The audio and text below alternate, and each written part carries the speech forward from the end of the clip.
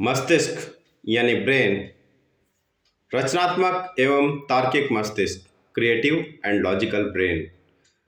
Learning सीखना या याद करना, मस्तिष्क की क्षमता यानी कैपेसिटी ऑफ ब्रेन। इस चैप्टर में हम ये चीज़ें देखने वाले हैं। तो आइए शुरू करते हैं। मस्तिष्क यानी ब्रेन।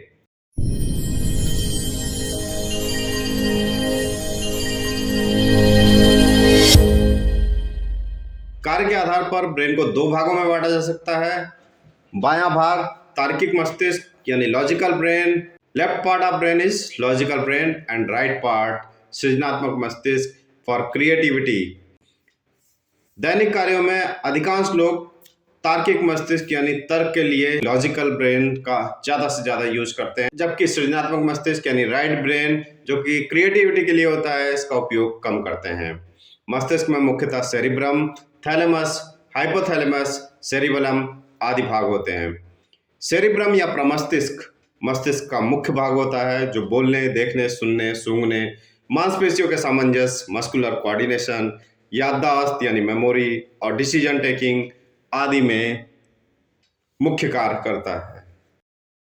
मस्तिष्क के दूसरे भाग भावनात्मक व्यवहार यानी इमोशनल बिहेवियर, निद्रा नियंत्रण यानी स्लीप कंट्रोल, शरीर के तापमान का नियमन और श्वसन का नियमन आदि करते हैं। आप देख रहे होंगे इस पिक्चर में ब्रेन के different part different role play कर रहे हैं। वैज्ञानिक सिद्धांतों के अनुसार शरीर के किसी भाग या सिस्टम का उपयोग न होने पर उस पार्ट या सिस्टम का विकास रुक जाता है।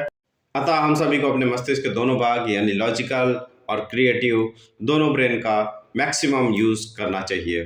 कुछ रासायनिक पदार्थों यानी न्यूरोट्रांसमीटर्स के कारण शरीर में विद्युत उद्दीपन यानी इलेक्ट्रिकल स्टिमुलस जनरेट होते हैं। इन इलेक्ट्रिकल स्टिमुलस को नर्व इम्पल्स कहते हैं। हमारा मस्तिष्क सूचनाओं को इन्हीं नर्व इम्पल्स के रूप में ग्रहण करता है।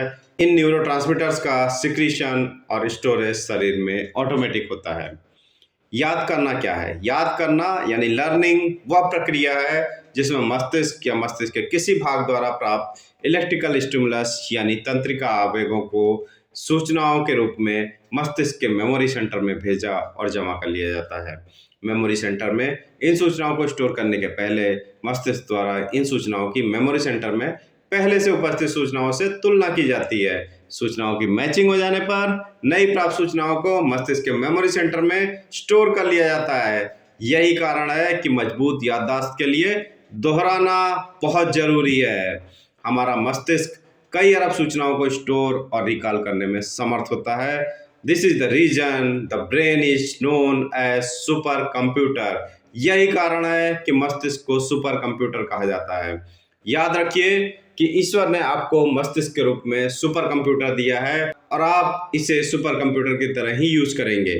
अधिकांश छात्र प्रायः यह कहते हैं कि वे एक साथ कई सूचनाओं को याद करने में समर्थ नहीं है या किसी विषय को याद करने के कुछ समय बाद भूल जाते हैं। मेरे अनुसार एक सामान्य छात्र के लिए कोई समस्या नहीं है। समस्या केवल यह है कि वे विषय या सूचनाओं को याद करने के लिए तकनीकों या कौशल का प्रयोग नहीं करते।